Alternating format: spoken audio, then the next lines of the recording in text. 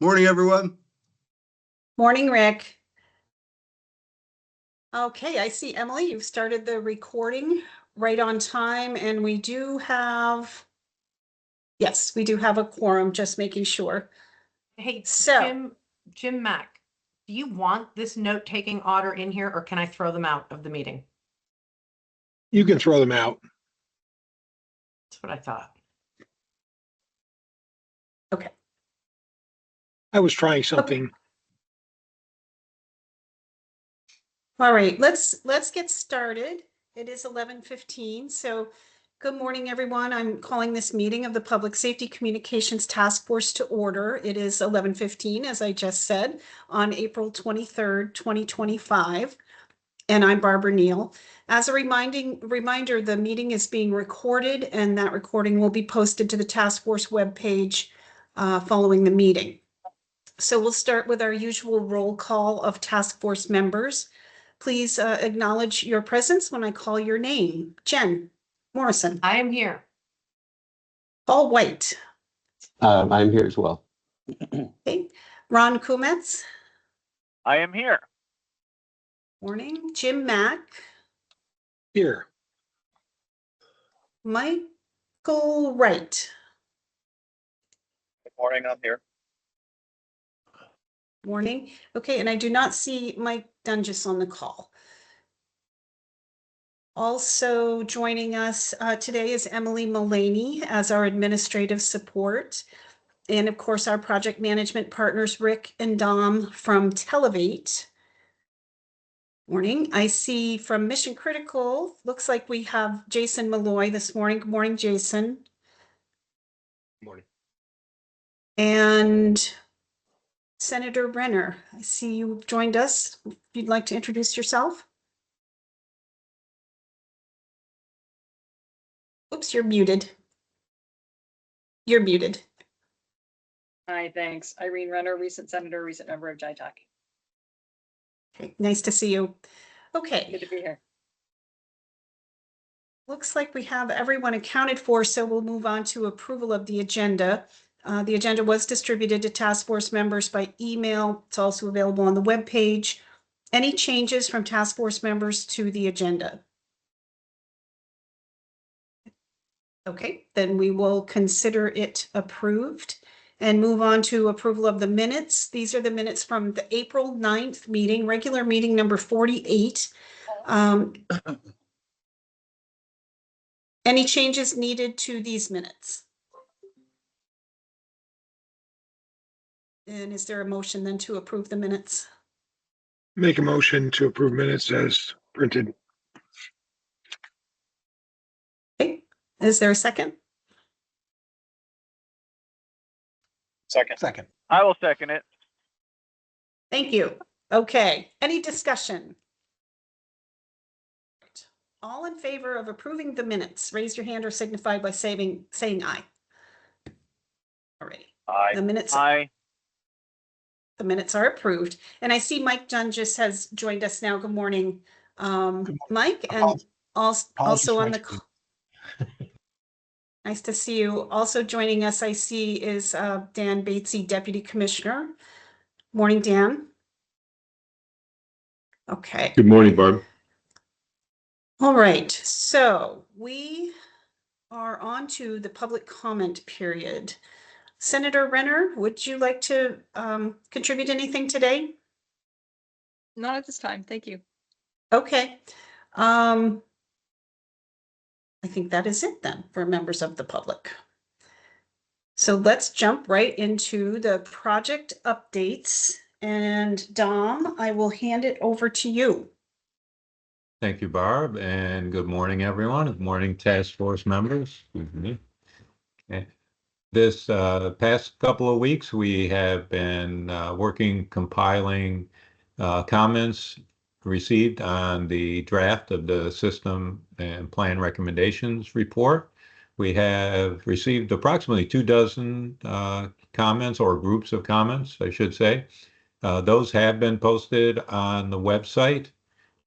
The report comment period ended on the 11th of April.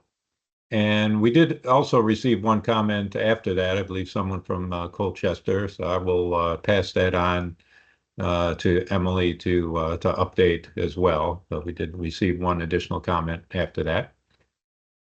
So the process then is to consider those comments and other comments received during the review sessions and provided by task force members. And MCP, I believe, is working on an update to the system plan recommendations report. We also held the second or follow-on session for the finance workshop, which occurred just this past Monday. And we received some excellent input and suggestions from the attendees. It was well attended, and we certainly appreciate the input they provided. So that is also information that MCP has moving forward as they update the system plan document. Also, the inventory and assessment report was the main document was published after completing the necessary redaction process. So that was published and is currently on the website. There were two companion documents, you may recall, that go with the inventory and assessment report. One is related to LMR, the radio facilities and radio technologies. We have been working to identify necessary redactions for that document. MCP has taken the first step at that, and that is being reviewed by Televate as well as by Corey Chase with Radio Technology Services. So I think we will have that available to publish soon. The other companion document was a cybersecurity document, which I understand will stay private just for review by the task force. Also, we have done some initial work in terms of putting together a tentative schedule and review process for the task force to do a detailed review of the system plan document once it is updated, to review the specific recommendations, to dive into that fairly deeply, and to hopefully determine from the recommendations and information provided in that document to develop a task force recommendation regarding all the various issues. Barbara, I understand you may want to review that a bit later. I assume that'll be a different item on the agenda, so I'll hold off on proposing that schedule. And I believe that is what I have for updates. Happy to answer any questions from the task force members. Okay. Looks like no questions, and we'll Thank you. do the schedule review as part of the update, this agenda item as part of this section. But let me check in quickly with Jason. Do you have anything to add to the project updates from Mission Critical's perspective? Nothing to add, just that our plan internally is to have the last of the edits completed on our end by close of business this Friday. That way it can go through our quality assurance process for the entire week next week, so that we can deliver that document by close of business on the 12th as agreed. Okay. All righty, thank you. So switching back to the report review schedule. So we did ask Rick and Dom to come up with kind of a plan of attack for the task force review of the document, and some guidance on how to approach that review was another component of things. So Dom, I'll hand it back to you if you could share that schedule and take us through that. All right, thank you, Barb. And I will share my screen here. I have a few items I can review.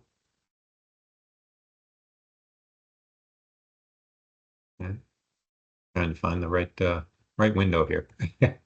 Okay, I should be sharing a PowerPoint. Hopefully everyone can see that. With some recommendations for evaluation and a preliminary schedule. Some background. The way we approached this was looking at of course, the current version of the system planning report. There are 5 primary recommendations that we see in the executive summary. Those recommendations are listed here. And I'll step through these quickly. The legislative supported baseline performance metrics for training, policy, operations, etc. One recommendation related to implementation of CAD to CAD functionality with the existing or potentially a new statewide CAD solution that would accompany the PSAP and dispatch center call handling policies.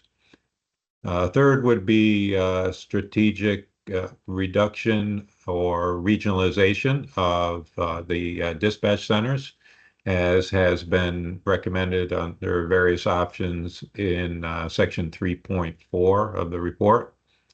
Also, an action regarding regionalization of wireless communications, and that is also addressed in the report. You'll see a section there.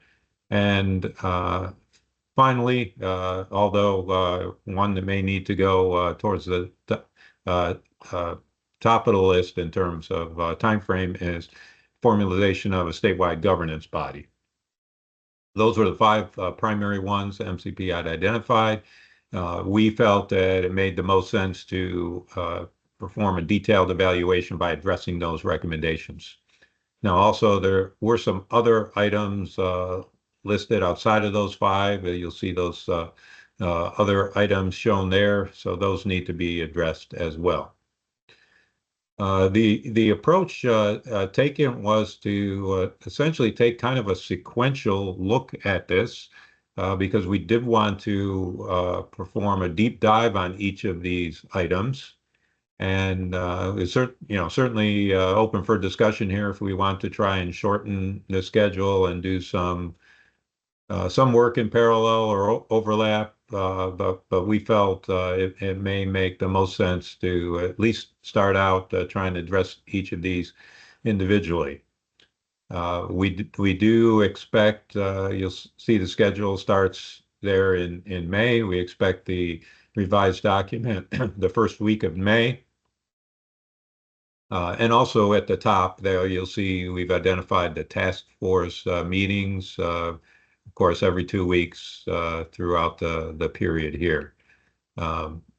Following the delivery of the updated document, we felt there was a 2-week period here where we will just do an overall document review and focus on the executive summary. Within that 2-week period, there is one task force meeting scheduled. And then we would dive into those 5 primary recommendations as well as the other items towards the end of the schedule. So each of these 5 recommendations here encompasses right now in the plan, encompasses 4 weeks, and each one includes 2 task force regularly scheduled meetings. Now, there may need additional meetings in each of these. We have taken the baseline of addressing them in a couple of meetings. As mentioned, depending on the complexity of the items or the information needed, could be more.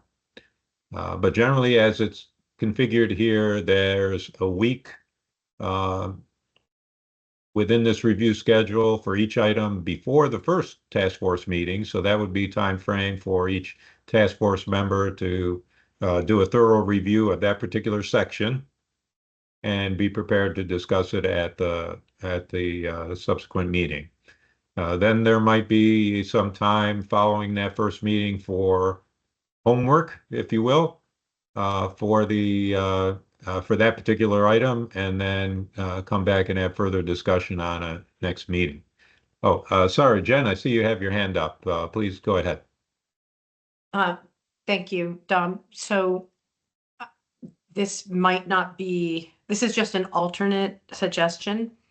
The Absolutely. way this schedule is built is based on taking a deep dive into each of MCP's top recommendations or the recommendations, the 5 big buckets.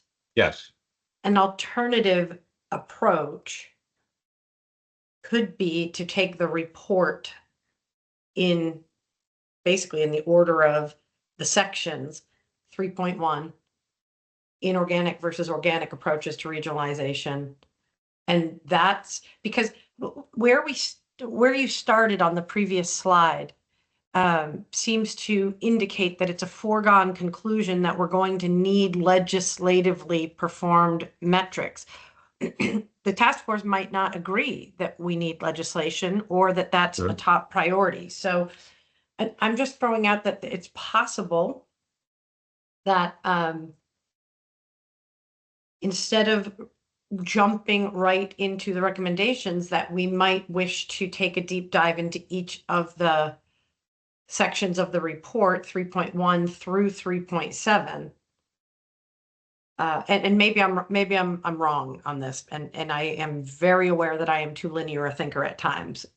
So, my concern, I guess, is that when we jump into these recommendations, it might not help focus on a certain portion of the report. And I want to make sure that every word of every chapter of the report is considered by the task force. Doing it based on recommendations might take us into a bunch of different chapters during that review. Unless you are breaking out like 3.1 goes with this recommendation. I see what you've done, but are we really hitting all of it in this scheme?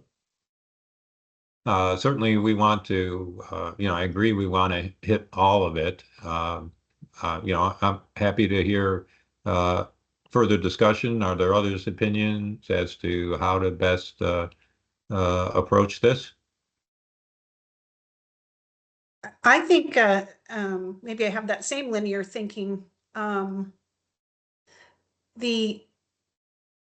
think the section by section approach would ensure that we are reading each and every word and either agreeing with the recommendation or perhaps coming up with our own. So I like the approach that Jen just Okay. laid out. What do others think?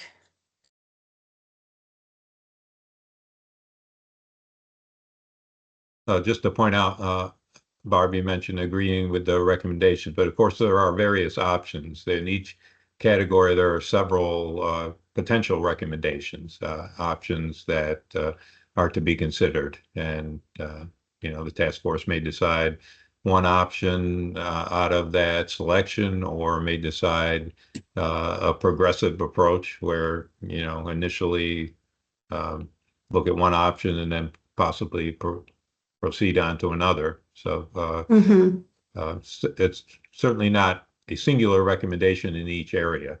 There's multiple. That's true. That is correct. Yeah. Yeah, and you probably have more experience. I'm sure you have more experience of how to organize the work. So this might, again, be the right way to do it. It is possible, though, that we could flip it to the sections of the report and then call out which of the key recommendations falls under each of the chapters. So it's a little bit of a just stylistic, right? Right. The main Yes, point from my perspective is that the task force fully discuss and bring in invited speakers as appropriate to address all of the body of work that was done. Understood. And if I can jump ahead here into some discussion regarding the facilitation of the discussion, maybe this can provide a little bit more clarity, and this can be addressed certainly if we address it by the specific recommendations or individual sections. As I mentioned before, what we would envision are to look at each, we can say recommendations or the sections, and initially, of course, we identify which section we're going to or recommendation we're going to address first, so that each of the task force members can do the upfront work to review that. Then there would be a facilitator that would go through and kind of facilitate the discussion. So pick each section, describe, that and this is essentially reviewing the report, but describing, and this may take into account some of the inventory and assessment portion also, but describing in that particular section the current state, what are the issues and what are some national trends, identifying what the key considerations are. And then for those areas, if there are recommended options that are presented, to go through each of those and discuss the pros and cons and potential cost impacts and funding sources that might be associated with those. And the facilitator would work to facilitate a discussion to talk through those various options or potential scenarios, and then identify specific questions or items. And our thought was each task force member could then, over the next couple of week period before the next meeting, could work with their respective communities, be it the EMS, fire, law enforcement, dispatch, et cetera, work with their respective communities on this particular area to get more or additional feedback and possibly a preference towards one option or another.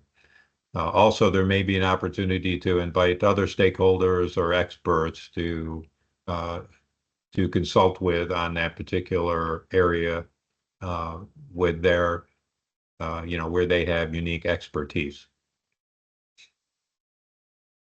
That would kind of be an initial discussion, and then in subsequent meetings on that particular area, each of the task force members could report back on their discussion with their communities and that feedback, and we facilitate more group discussion, and then potentially develop a task force recommendation. Could be at that point or maybe identify for further study. And eventually we want to document the cost requirements for any type of recommendation or possible funding considerations, and then determine how best to package this decision or recommendation and present to the legislature. So any thoughts or feedback on this process?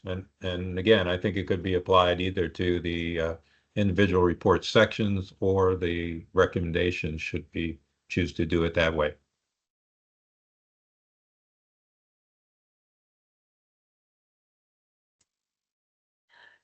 I guess Oh, go ahead, Paul.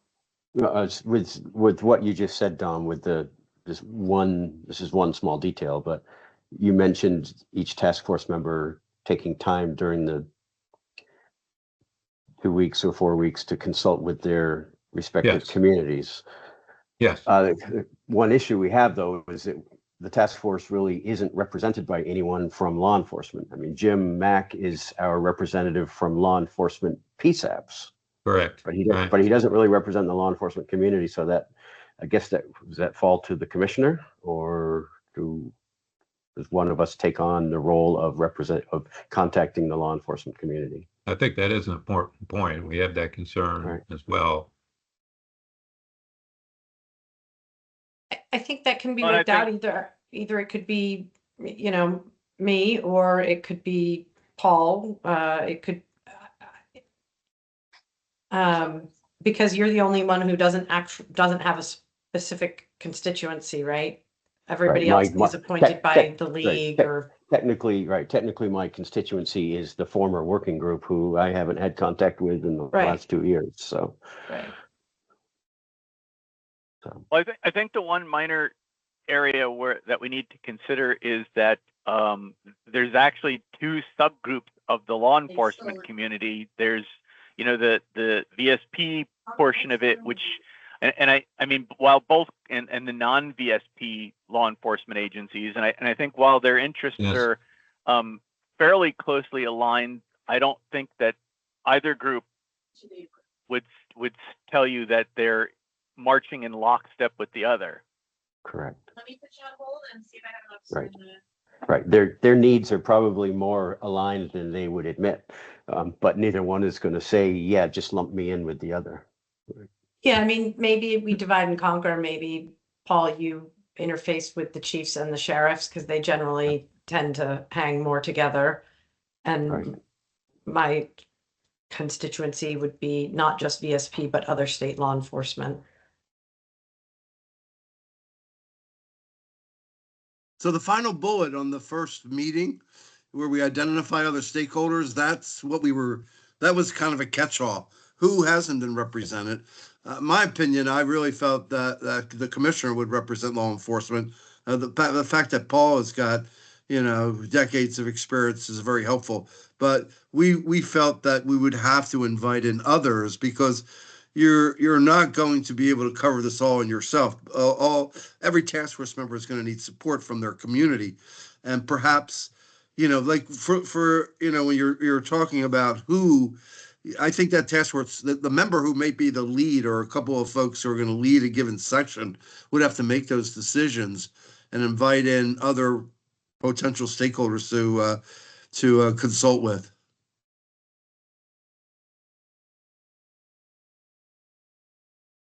I also think that at some point, as we're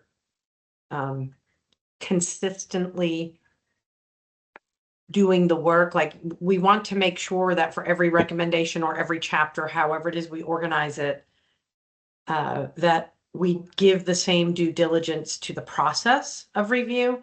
So there should be a placeholder in there for reviewing the related public comments received. And I would assume that that's going to be on Televate to connect the relevant sections of public comment for each of the topics that we're taking a deep dive into. Is that a fair assumption? Yes, Okay. that's a good assumption. But I think that we have to make sure, almost like a checklist, like as we go into this work, here's what the task force members need to do. They need to read it. They need to review the feedback. They need to reach out for relevant subject matter experts who may be able to shed light on the conversation type stuff.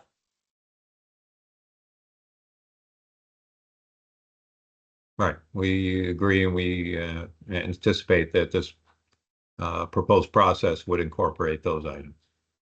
Yeah, Dom and I's consideration is, again, with your approval, is that we would serve as the facilitators. We would also gather, assemble, and prepare and provide background information under an approach that we all agree, because we want to be pretty consistent on every aspect of this effort so that we don't miss something.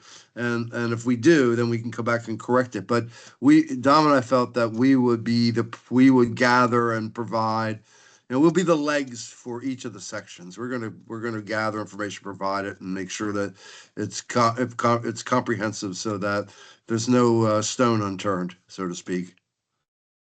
I think that level of support for whoever the lead person is on each of these sections is really critical. That will help ensure that consistency that Jen was just speaking of, I think. Right, agreed. Certainly that lead person / facilitator who worked on, primarily putting together these first few bullets here, describing the current state, identifying key considerations, where there have been options presented moving forward to dig down into those and evaluate the pros and cons, et cetera. Yeah, and MCP has documented most of what we need, but it's a Right. long read, and so we would summarize key content before we got started, and therefore then that would serve as a baseline, a foundation for the work to continue, for the work for each of these, however we organize the approach. we'd have to, gather that information. And it is, I think, getting back to what Jen said earlier, there are overlapping sections where certain content from one of the, could you go back to the previous slide 2, Dom, please? So there is some overlap here between them, and this is why it is not really a completely clean to review it section by section or assign it to a given individual. There's some overlap where content that might be relevant to regional dispatch, for example, because regional wireless and regional dispatch, there are some overlapping elements there. I mean, you could Right. have regional dispatch, but you also have to ensure that you have regional wireless in alignment with the dispatch, or we won't have, the proper communication. And that's just one example of where there's overlap between some of these categories here, these section categories. Well, and I would argue that the issue of governance affects all of them. Like we can't That's adopt a recommendation on the first thing about legislating, training, operational standards, maybe even a certification of dispatchers, unless all the stakeholder voices are heard in the establishment of those standards and the ongoing iteration and evolution of those. So 100% agreed. In fact, we might want to start there, as a group, All right. because if we might want to start on the formation of the statewide governance. What are the options, and are there, we looked at the existing or the governor's. I'm drawing a blank on the name of that committee that was created. The ECAC. Yeah, the ECAC. Yeah. So, we have some possible foundations that we could begin with, but it might be best to even start there. But yeah, you're absolutely right. That's a Absolutely key agree. element to this.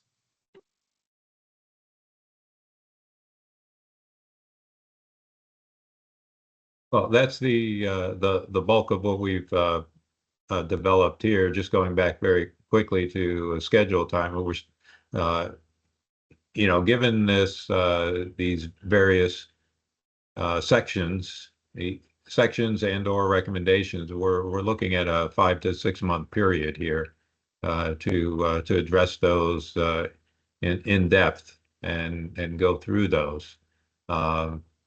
I assume that meets with what our expectations are to have. help you. I'm sorry, is there a comment? I think I don't think background so. noise, Dom. Okay, Yep. all right.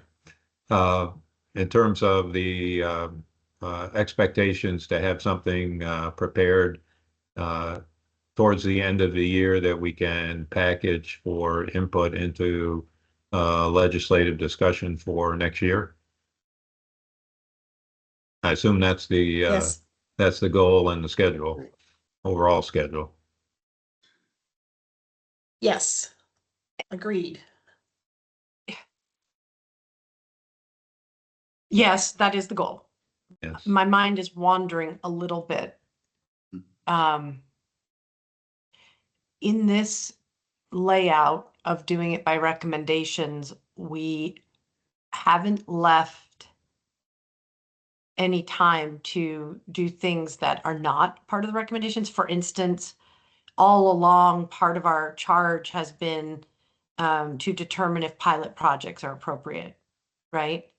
Yes. And so Mhm. what if at a certain point in this schedule, we're like, well, the only way we know if we want to recommend this is to start plotting this on paper as if it were really happening and start moving towards investing in pilot projects. So I'm throwing that out there. We don't need to solve it today, but I'm throwing out there that there are things in this ecosystem that are beyond what MCP has recommended. There's also questions like, I brought this up before, does the task force believe that our job is to provide wall-to-wall carpet, i.e. wall-to-wall emergency communications, across the entire square footage of the state of Vermont? nobody's ever told us that that's what we're supposed to be doing? Or are we focusing on areas with population centers? Like, does the Green Mountain Forest need ubiquitous LMR service? Likewise, same question.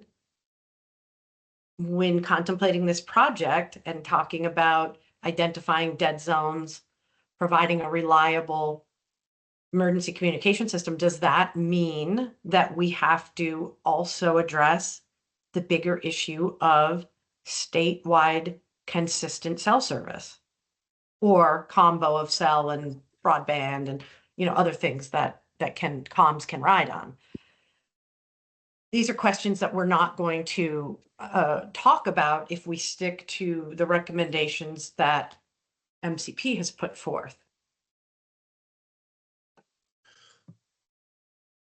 So Jen, just in follow-up to your comment there, Dom and our thoughts were that those activities would be determined in each section. I mean, for example, should we be providing statewide coverage and regionalization of radio network for radio? Is that really a key objective? I think that could be handled, and even a pilot. I mean, is a pilot required to understand? But I really believe that could be and should be part of the the category that's being assessed. That should come out of that assessment. But I think it's important that you brought that up because we could have a checklist of items. What about this? What about that? And I think that's something that Dom and I could prepare and present and refine with the task force. Those areas for consideration. I think oh, go ahead, Ron. I've been talking too much. You go ahead, Ron. So I think that there are two arguments to be made for inducing it, for endorsing a pilot program approach to moving forward.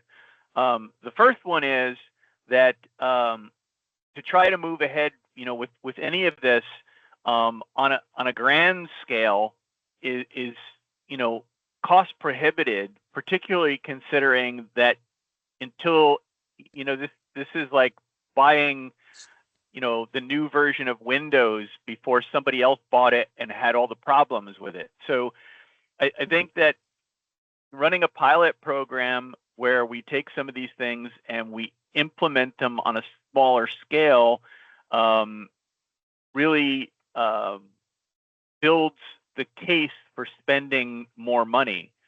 And then the second part of that is that we all know, based on some of the people who have attended some of the sessions we've had and stuff like that, that there's always the, we've done things this way forever and there's just no other way to do it approach. If you take, one or two regions and you build them, regionalized communications and the ability to fall back from one dispatch center to another, then you have something to point to say this works. And just because we haven't done this before doesn't mean that it's not worth considering.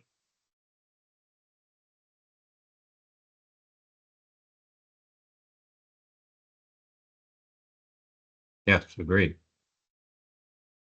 John, go ahead. I think I'm going to double down on my first instinct about the way we're organizing the work.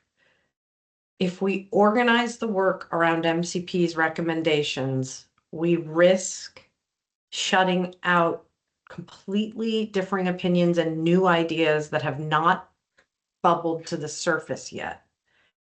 If we organize the work around the sections of the report and we invite in people with knowledge in those areas, they might bring to light recommendations or things we need to consider that did not come at all from MCP. I'm not saying that, we want to ever disregard the recommendations MCP brought. They are certainly going to be the first ones we go to in deciding any of these areas. But I'm just concerned that if we focus our work around their recommendations, that we are sort of by process narrowing our scope of vision on what the future could look like, as opposed to being topically based, using the MCP recommendations as, hey, we've got these professionals recommending these things, but it doesn't shut down the art of the possible from other dissenting or complementary voices who just haven't been heard from. Yes, we certainly don't want to preclude other considerations that may be brought by other stakeholders or other experts. Agreed. Now, Jen- having said that, yeah, go ahead, Rick. Go ahead. No, you go, Ron. What I was going to say was, I think that we all are very conscious of not, pushing any of the stakeholders out of, contributing. But the other part of this is, if we want that contribution, then I think we need to figure out, sort of plan ahead of time as to how we're going to get the people who have been totally silent to participate prior to the part where they object about whatever we did because they didn't get any say in the issue. Saying that we want them to participate is very different than actually having them participate. Yes. And I was going to say, I like the idea. Dom and I batted around, we should be inviting other stakeholders, but we didn't want to say that we should because we wanted to run them by the task force. The task force has a responsibility, and that responsibility is defined by you, but including the stakeholders that have knowledge that may or may not have participated to this point, and who have may or may not agree with the recommendations or might have other recommendations that haven't been presented, is worthy. But I would think if we were going to take that approach, we should identify who those stakeholders are so that they're aware of, because they would have a little bit of homework to do as well. Because this is as we all know, these documents are extremely time consuming to develop. They're very detailed. There's a lot of depth in them. Some heads will spin one way or the other, and others, we will relish the opportunity to participate. So I'd recommend then that we identify any of those stakeholders up front and prepare them, if that's the approach we're going to take. Michael, I agree. go ahead. Michael, right. Yeah, I think one way to navigate that is maybe we need a stakeholder meeting targeting to, we invite all of the EMS representatives and we, law enforcement, fire, so on and so forth, with a letter that is sent out by us saying that we want to get an opportunity for them to come to this stakeholder meeting, having been prepared with all the feedback that we need to hear from them. And that, I don't think that would be a heavy lift to be basically 3 or 4 meetings. And again, allowing all the EMS representatives, all law enforcement to come to that. And that would be their kind of, not last and final, but it would be an opportunity for them to speak up, for all of us to hear that feedback from each of the targeted groups. I agree. In fact, I was about to suggest the same thing. I think if you provide a meeting where all the EMS people can interact with us while they're, they've got their whole gang there, the people they're comfortable with working with, and they know and who have the same needs that they do, to back them up. I think they're more likely to share. The same thing with the fire and the law enforcement people. I think they're reluctant to just walk into a room where they're not sure what the audience is going to be, and be candid about what's on their mind. I think even within the law enforcement group, Jen, for example, I think that the wardens have substantially different, needs than the troopers and various other law enforcement people. Mm-hmm. So I think somebody needs to ask them about that. I appreciate what you said, that I'm not diminishing it. I agree with what you fellas just said. But when I look at certain sections of the report, like funding and cost sharing, I'm not inviting a bunch of cops and EMTs and firefighters to help figure that out, right? Likewise, when we look at the section on technology and shared systems-based regionalization, I think there's a lot more people in the ecosystem that we need to hear from, and it might be private vendors who are actually doing the work in Vermont right now. The Burlington Communications, the other, people who are being contracted by first responder services and towns to provide this service. It could be our Department of Public Service. It could be our radio technology shop. It could be a lot of different people based on whatever the portion of the report is, who are going to have perspective that I'm afraid we'll miss if we organize the work around the recommendations that we are presented with. I guess that's my point.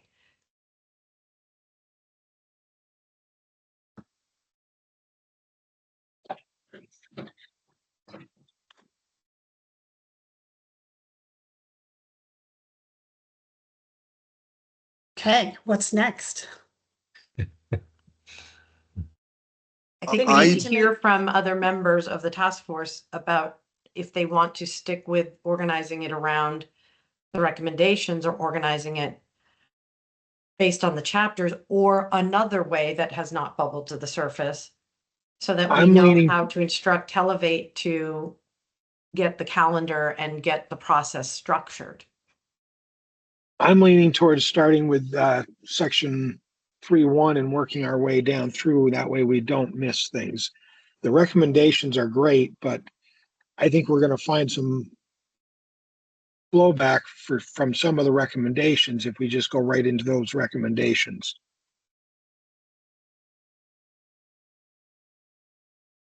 Thank you, Jim. Mike Dunges, what are your thoughts? I don't have a ton right now. I want to process a little bit more. I know that's not timely, but I want to think about it a little bit more. I think Jim's leaning in a good direction. I think where my brain is stuck at is getting more participation. And I had a slightly sarcastic remark around telling people that, oh, we've made the decisions already, and then they'll all show up.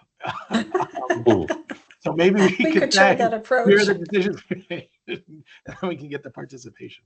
Well, I see, like in the policy and operations-based section, I'd want feedback from the police, the fire, the EMS, what they'd like to see in our policies and procedures. And I'd like to see then the dispatchers say, can we actually accomplish those tasks? That's how you're going to move forward on that section. We can write all the policy and some procedures out there that we want, but they may not be workable. Right. And then if we get into a physical consolidation, we're going to have to hear from labor law attorneys and the unions, right, and like very different stakeholders are deeply invested in different portions of what we might choose to do going forward. I think with the section by section approach, I think it was Rick mentioned earlier that there's some overlap, right, in the way it's arranged right now by recommendation. It would be important to have Rick and Dom make sure we're still making those connections, right, to other related sections that could apply to whatever section we happen to be reviewing. So what else? Who hasn't chimed in here? I think everybody. Paul. Yeah, when Dom first presented his recommendation for how to step through the report,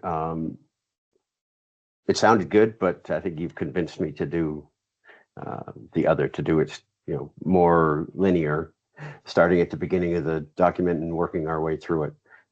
Right. I'm just thinking about the recommendation to have more stakeholder meetings, and I don't disagree. Just the cynic in me is thinking, okay, well, how many stakeholder town halls have we already had? You can only pull so much information out of people if they're not willing to engage. But I guess there certainly is no harm in trying again. We haven't done a discipline, a law enforcement themed or a fire themed or an EMS themed. We've done did it more geographically, I guess. So to have another round of essentially town hall meetings again, it's prolongs our process, but it certainly is. More feedback is a good thing, not a bad thing. It reaches a point where only certain people are going to speak up, and the others, like Mike said, and until they hear us say that this is what we're going to do, we're not going to hear from them. Yeah. Dom. Thanks. And I agree with Paul, and I'm giving consideration as to heard the suggestion about additional stakeholder meetings. How would we approach that, and at what time frame? My first thought is that we would like to address the sections and have the task force take a thorough look at a given section, and at that point determine what stakeholders we would like to hear from with regards to the considerations in that particular area. Is that the thought as to how we would incorporate that? Conversely, if we had a stakeholder session that was, pick one of the disciplines, EMS or fire, I think it would have to be very well structured to make sure we get the specific input we need from that. So that's why I would think it makes more sense to dive into a section first and get a feel for that section and determine where we most urgently need stakeholder input there. Why? I'm not sure we have to do a town hall meeting for each section. Hear me out, because maybe I'm going in a wrong direction. As the task force approaches a chunk of work, I'm looking at the table of contents. Organic and inorganic approaches to regionalization. I think that's a really important topic that some people are going to want to know. Like, are we doing this voluntarily, or are we going to be compelled statewide to do this, right? I think that alone is a topic that will generate a lot of interest. So I think we could develop a comms scheme where we send out notification to the listservs, post it publicly on our website. This is the portion of the report that is under consideration currently by the task force. If you are interested in providing written information or speaking at one of our meetings, here is when it will be. And then we invite people to provide their perspective, whether that's in writing or at the meeting. And it cuts down on having to organize meetings around, like additional meetings outside of our task force meetings for every portion of the report. Mm-hmm. But it relies on having a good comms, pushing information out and inviting input. And if there were specific stakeholders that we identified as an expert, that we want to hear from, we could do the more direct invitation than the throwing out the net wide. I like that. I like making it part of the regular meeting as well. Michael, I think you were about to say something. Yeah, no, I totally agree with what Jen just said, and I think that's exactly how it needs to go, to bring them in, because as Jen said previously, there's going to be sections that EMS has no interest in jumping on or discussing, and then there's going to be other areas where they definitely want input, and same with all the other stakeholders. So I think as long as we communicate that out and give them the opportunity to jump onto these meetings, and we just hope that we get some input and we get people to jump on at the appropriate times. But this would be the last opportunity essentially for them to get on and for us to hear them out. So, I mean, I have to say that I have started to have some traction with getting the fire people involved. I've had speaks with VSFA, and they actually had something to say other than staring at the Zoom screen. I had some conversations with people from Addison County, and they seem to be open-minded and willing to acknowledge that they have problems that we can help with. While I was at that trade show a couple of weeks ago, the Franklin County firefighters called me up and said, can I be at their meeting? And I didn't think I could hop a plane fast enough, so I told them I'd do it next month. So I'm going to go talk to them in June. But I think the problem partly is that not everybody pays attention to all the communications channels that we think that are going to get their attention. And a lot of them simply, are subscribed to the word of mouth grapevine. So until their friend tells them that they went to a meeting and talked about stuff, they either don't know or don't pay attention. Very true. I mean, I know I can only assume it's the same in the other disciplines, but I know that, police chiefs are busy. And if I send an email to the listserv, there's better than half are not even going to open the email. It's going to get lost in their inbox, or they're going to delete it without even opening it, unless it's something that is important to them at that moment. Just sending out a blanket email is not effective.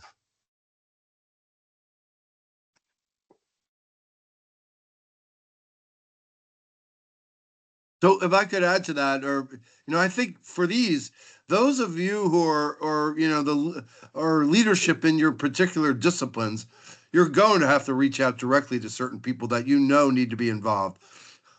There are folks that have an influence one way or another, positive or negative, on the entire stakeholder discipline. And so engaging those people who are kind of the most interested, but also the most they are outspoken. You might want to invite them directly. They might not read the mail, but they're going to hear. You're going to hear from you, and you're asking their participation for a particular good reason. So I think it's going to be incumbent on task force members to invite those who they think are relevant to the process. And not wait on them to respond to an email request. Yeah, I mean, one of the things that I think has given me some success with dealing with them is taking the approach of, here's what I think some of your problems are, and here's how I think we could solve them. What do you think? So they don't have to extend themselves, before their ideas on the table to be bantered about. And they, rather than giving them sort of, a blank piece of paper and saying, write me something about communications, write me something about dispatching, you're giving them very, very pointed topics to give you their opinion on. And I think that's, makes it almost multiple choice.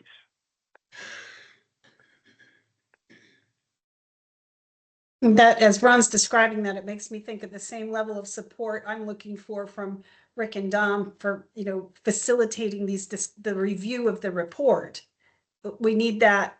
I think Ron's suggestion is good, that we have a structured, focused way for people to have, to have input, or specific input that we're looking for.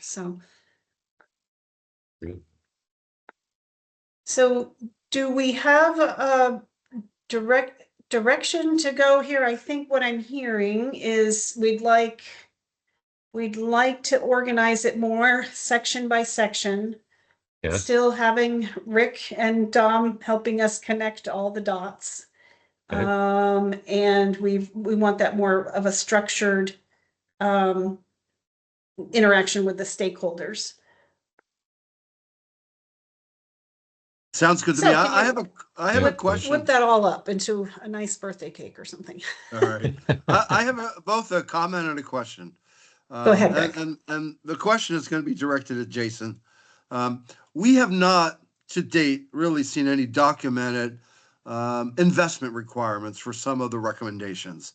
And so we've had our meetings with the funding. We haven't, so there hasn't been a list of it's going to cost X amount of dollars, to have a statewide CAT, or radio. We've seen some radio numbers, but I think it's important that and also the cost savings. I mean, we look at regionalization builds efficiency. We've talked about efficiency of operations, but we haven't seen really dollars of cost savings. And I'm wondering, Jason, in this next version of the document, if MCP will be providing that information, funding information, savings information.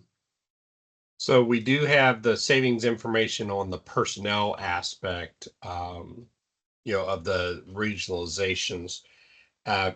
CAD, we could give, it would be a very high level swag. I'm not sure I would even call it a ROM because especially when you start talking about a statewide system, it's relatively speaking easy enough to go into a single agency and say, okay, you've got X number of licenses, you have,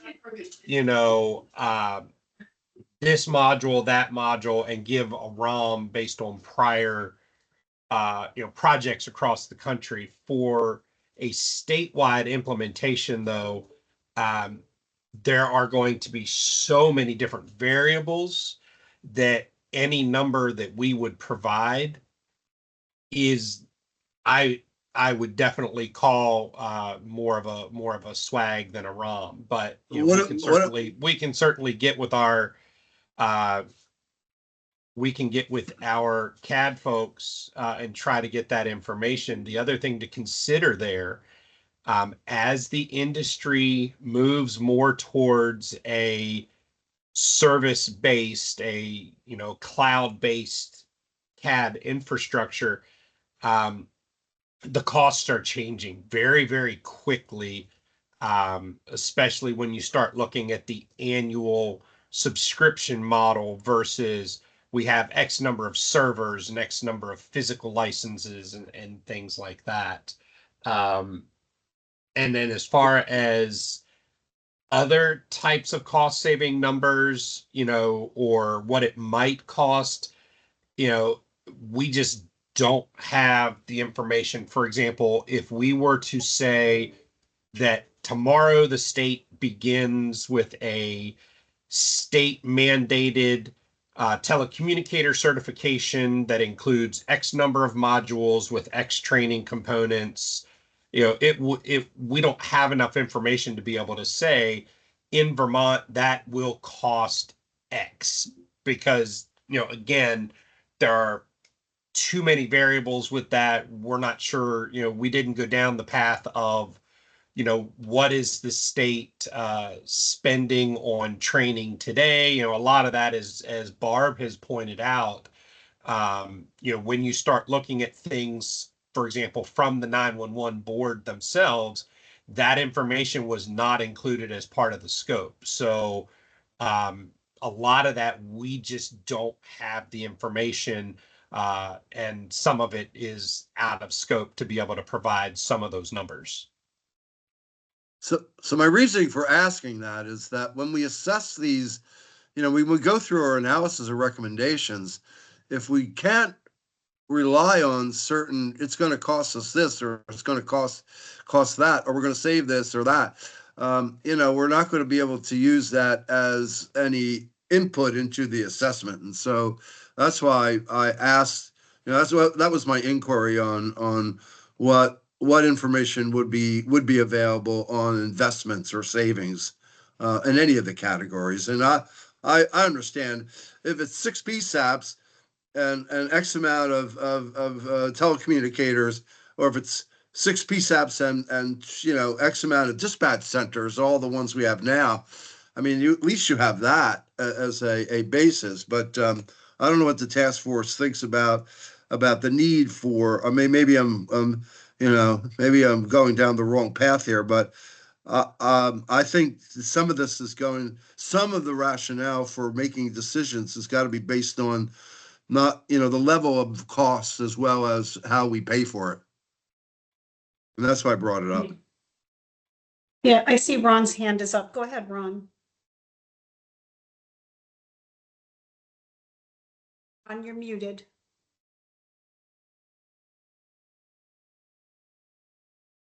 Ron, you're on mute. Sorry about that. You missed the best part. Excluding the out-of-state agencies, are there any any dispatch facilities in Vermont that are using software, CAD software, other than Valcor.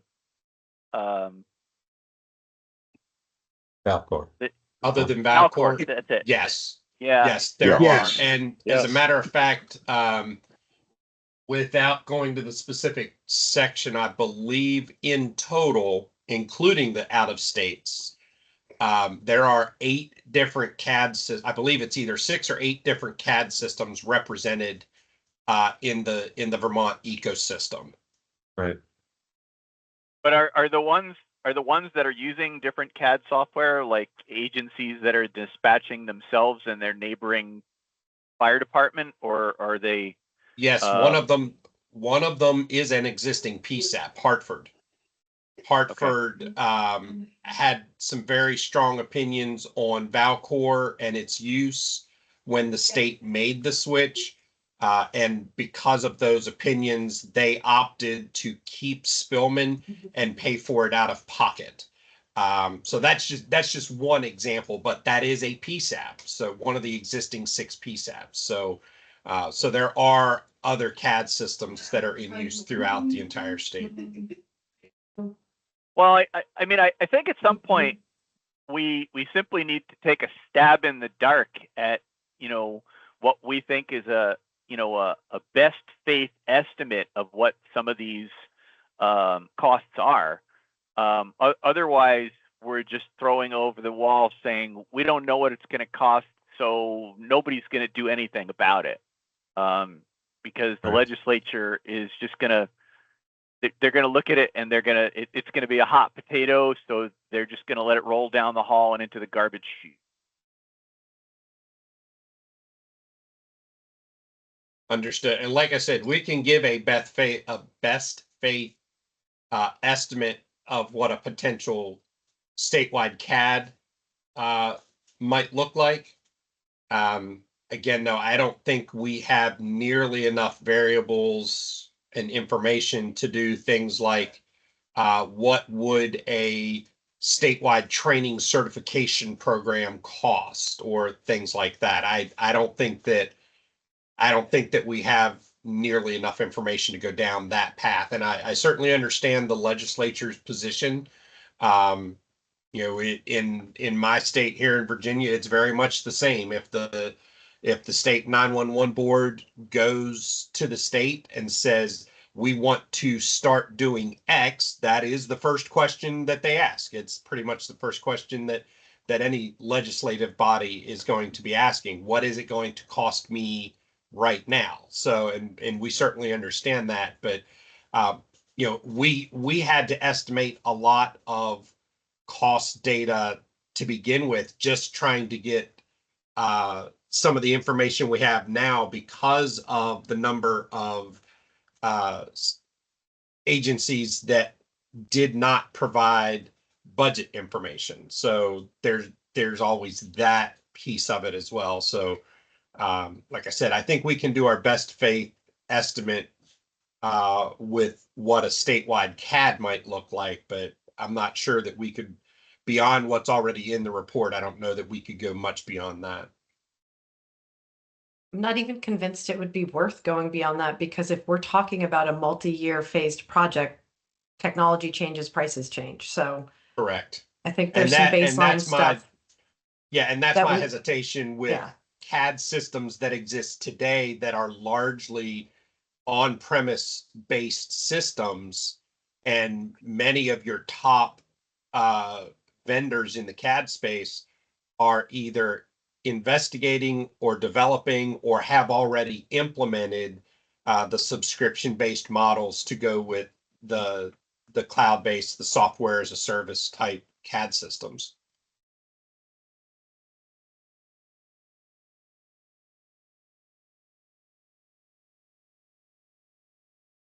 Okay, Barb, are we ready to move on to the next section? I think we are. Was trying to come up with something to add on the funding conversation, and I guess the only thing I'll add is maybe if we're able to identify a little bit more specificity around things that the task force wants to recommend, maybe that would help Mission Critical come up with some numbers. It sounds like it's going to be an ongoing conversation though. I mean, and it can't be ignored. So, Right. And just keep in mind with that thought though, Barb, we have through this Friday to finish all of our writing. So if we're gonna start going down the path of we need more numbers in the report, then we're gonna have to start talking about a delay in the report delivery date because we would have to have additional time to do that. yeah. Okay. I think we can continue that conversation maybe offline, maybe there is some sort of supplement that we request and work out, through the contract, but I think for now, if everyone's good, we'll let Rick and Dom sort of rearrange the approach and get that back out to us on the report review. And then we will move on. Speak now if you object. Okay. The next item on the agenda is the executive session, which we don't need. And then we go to new business. Does anyone have a new business for today? I do, Barb. Yes, go ahead. I wanted to share with the group that starting today and phasing in over the next couple meetings, Dan Batesy, my deputy commissioner, is going to be my designee as co-chair for the next probably 6 months. Couple reasons behind that. One, we're coming into a even more expanded phase of time commitment, this is already tremendously pressing to try and fit this in. And I know that the full attention has to be on it. This is the really critical time, but more importantly, we're coming to a point in this process where the Department of Public Safety is going to need to have an opinion on things and on recommendations that might not always be in lockstep with the work of the task force. And I feel that I need to go up to the balcony to be able to represent the Department of Public Safety. And I also think that Dan brings a really creative energy and approach to this work. That being said, I am still planning to stay involved, and I can be the liaison to law enforcement in ways that are appropriate for the task force. But as we dive into this next section of work, I think the task force and the project will be better served by having Dan co-steer with Barb and Paul. So I would anticipate that Dan and I will reevaluate that decision as we move towards legislative recommendations in the new legislative session and figure out which one of us is going to take the lead at that point. So that's what I have for new business. Great, thank you. Welcome, Dan. We're sure you're going to enjoy it. Thanks, Barb. Okay, anybody have any questions or any other new business? Okay. And Barb, before you get any ideas, Barb, Yes. Act 78 does allow Jen to designate a designee, but it does not allow you to. I know it doesn't, and that was a critical oversight on my part, not catching that. Yes, and yeah, there could come a time when the board has a different position than the task force too. So that will be a tricky thing to navigate, but we will figure it out. Well, at Monday's Okay. meeting, I think we threw you under the bus and said we were putting it all into your lap anyways at the 911 board. We'll continue that conversation too. Yeah. Okay, great. All right, if there's nothing new, our next meeting date is set for May 7. I will not be available for that meeting, but I will be watching emails as we get closer to the release of that document. I'm going to be out for about 2 weeks, from the 5th to whatever 2 weeks later is. So I will be watching email to know what the homework is, and we'll make sure that I am doing my homework and ready to get right back into things after that time. So May 7th is when you'll all get together again. And if there's nothing further, is there a motion to adjourn? Motion to adjourn. I'll make the motion to adjourn. Second. All in favor of adjourning, raise your hand. Oh, thank you. Or signify by saying aye. There we go. There's Ron. Aye. Okay, great. Aye. We stumbled through the last bit, but we are adjourned. Thank you very much, everybody. Thank you, everyone. Have a great day. Thank you Have all. a great day. Now. Have a good day.